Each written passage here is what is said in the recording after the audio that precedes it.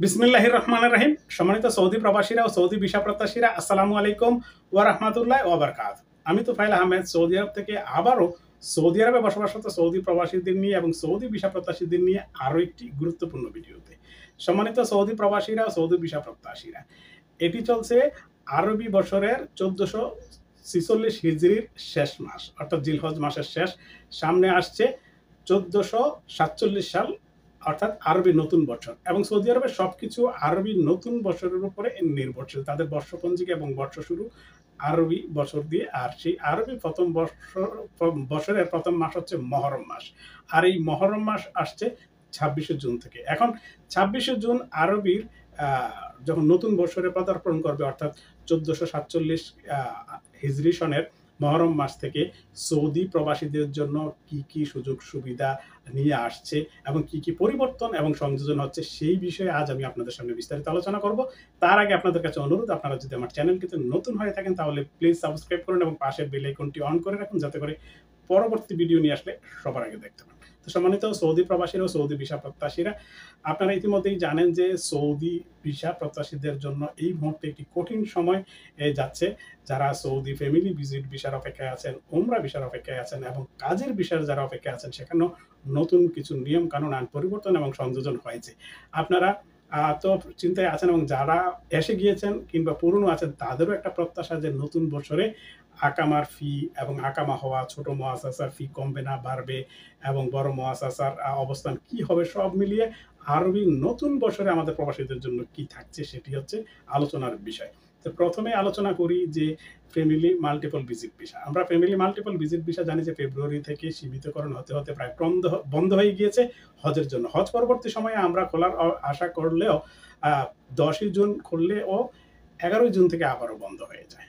এখন আমরা আশা করছি যে আরবির নতুন বছরে হয়তো নতুন কিছু নিয়ম পরিবর্তন এবং সংযোজন হয়ে আরবি নতুন বছরে, অর্থাৎ মহরম মাসের শুরু থেকে ফ্যামিলি মাল্টিপল ভিজিট ভিসা, যেটি 365 দিনে, সেটি শুরু হতে পারে। এবং ঢাকায় অবস্থিত সৌদি দূতাবাসের তাসির সেন্টারও আগে যেগুলো উঠেছে সেগুলো সহ নতুনগুলো জমা নিয়ে ভিসা দেওয়া শুরু করবে, সেটি আমরা আশা করতে পারি। এবং আপনারা জানেন যে কাজের বিষয় ইতিমধ্যে স্থগিত করা হয়েছে, যদিও কাজের বিষয় উঠছে, এবং যেগুলো নতুন করে দূতাবাসে জমা হয়েছে সেগুলোতে ইতিমধ্যেই তাকামুল সার্টিফিকেট, অর্থাৎ দক্ষতার সার্টিফিকেট লাগছে, সেটি আপনারা জানেন।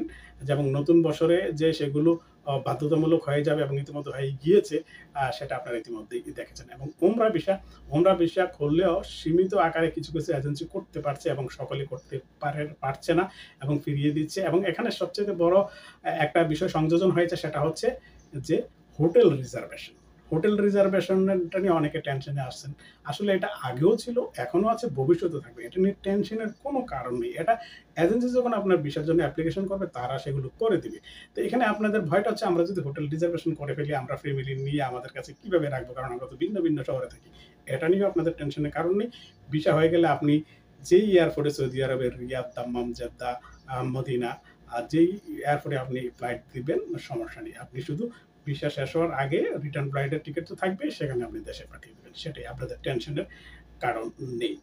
এবং সর্বশেষ যেই বিষয়গুলো, সেটা সবচেয়ে গুরুত্বপূর্ণ, সেটা হচ্ছে যে সৌদি আরবের অনেকের আকামা হচ্ছে না। কফিল বলছে যে নতুন বছরে হয়তো নিয়ম কানুন পরিবর্তন এবং সংযোজন হতে পারে, তাই নতুন বছর আসলে আকামা দেবে। এবং অনেকেই প্রশ্ন করছেন যে ভাই, আমার কফিলের অবস্থান, তার লাইসেন্সের অবস্থান গ্রিন, তারপরও সে আকামা দিচ্ছে না, নতুন বছরের জন্য অপেক্ষা করছে। এখন নতুন বছরে কি হতে পারে? দেখুন, ওর লাইসেন্স গ্রিন আছে, সে যে কোনো সময় দিতে পারে। হয়তো সে আশা করছে যে নতুন কোনো ফ্যাসিলিটিস পাবে কিনা। তা আমরাও আশা করি যাতে আমাদের প্রবাসীদের জন্য নতুন বছরে নতুন কিছু আসুক। সেই ছোট মুআসাসার যারা টেনশনে আছেন যে পরিবর্তন এবং সংযোজন কিছু হতে পারে কিনা, আমার ধারণা হবে না। কারণ ইতিমধ্যে 28 সাল পর্যন্ত সেই ছোট মুআসাসার যে থাকবে, সেটা নিশ্চয়তা কিন্তু ইতিমধ্যে পাওয়া গিয়েছে। আমার কফিলের লাইসেন্সও, আমি যেখানে কাজ করি সেখানে ছোট মুআসাসা, আমার আকামা ইতিমধ্যেই রিনিউ করা আছে 26 সাল পর্যন্ত। তো ইনশাআল্লাহ এই 26 সাল 25 সালের জুন মাসের 26 তারিখ থেকে আপনার নতুন বছর। তো পরিবর্তন হলে তো আর তারা এই আকামাগুলো দিত না। এবং আমার কফিলের অনেকগুলো ছোট ছোট মুআসাসা আছে তার ভাই বোনদের নামে, সেগুলো রিনিউ হচ্ছে, কোনো সমস্যা হচ্ছে না। তো আশা করি যে নতুন বছরে আমাদের জন্য নতুন কিছু নিয়ে আসলেও, নতুন কিছু না নিয়ে আসলেও কোনো ধরনের কঠিন শর্ত জুড়ে দিবে কিংবা এমন কিছু পরিবর্তন করবে যেগুলো আমাদের জন্য বহন করা খুবই কষ্টসাধ্য হবে, সেগুলো হবে না। তবে আশা করি যে বড় মুআসাসার যেই লেভি ফি আছে সেটি হয়তো কমে আসতে পারে কিনা সেটির জন্য দোয়া করুন। আর ছোট মুআসাসার সেটা তো কমই আছে, এখন কফিলের ফায়দা নিয়ে বেশি দেখাচ্ছে। তারপরেও প্রত্যেকের আকামা হোক, যারা আশায় আছেন যে নতুন বছরে আপনার আকামা হবে, এবং কফিল আপনাদেরকে আশ্বস্ত করছে যে নতুন বছরে আপনাদের আকামাটি দিবে। তো আশা করি কপিল আপনাদের সেই কথা রাখবে। আর অনেকে প্রশ্ন করেন, ভাই ৩ মাস ৪ মাস ৬ মাস হয়ে গেছে, ১ বছর ২ বছর হয়ে গেছে, কফিল আকামা দিচ্ছে না, কি করবো এখন? দেখুন, সৌদি আরবে কফিল হচ্ছে সবকিছু। আপনার কফিল যদি আকামা দিতে চায়, সেই ১ ঘন্টায় আপনার আকামা দিতে পারে। আর না দিতে চাইলে তো বছরের পর বছর অপেক্ষা করলে হবে না। এটা একটা ইউটিউবারকে প্রশ্ন করলে সে সমাধান দিতে পারবে না।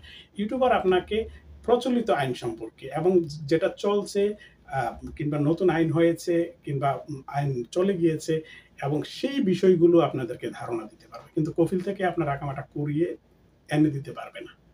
তা আশা করি নতুন বছর আমাদের প্রবাসীদের জন্য নতুন কিছু আসবে, সেই প্রত্যাশায় সবাই ভালো থাকুন, সুস্থ থাকুন, নিরাপদে থাকুন। আল্লাহ হাফেজ। আসসালামু আলাইকুম ওয়া রাহমাতুল্লাহি ওয়া বারাকাতুহু।